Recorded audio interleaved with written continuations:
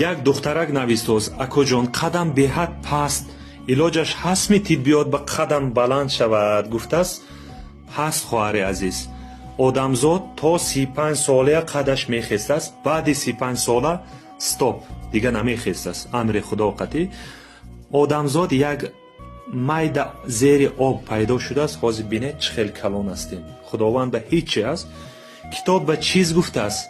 بازار میرید جگیده میبیارید جگیده جوشانده خورید بسیار کسلی ها با فایدهش هست با یک پیالش 1 لیتر آب به پرتافته کمک یک 10-5 minut میجوشانید آبی حنوه یک روز به 3 محل خورده میگردید 3 قلتمی یک قاشق کلان قطعی 1 تا 2 تا 3 تا سحر عبیتی 3 تا بیگانی 3 تا 2 ماه میخورید و کم کم فیزارت که کرده کم کم دختر رو تورنیک کشیده استه خدا خواهد قدتون میخیست همون آب جگیده 2 ماه خورید کتاب بگفته است من ویدیو ازبکی ماندگی هستم زورا قدتون بلند شده من دعا کنید آدمایی که قدش پس همین ها روانه کنید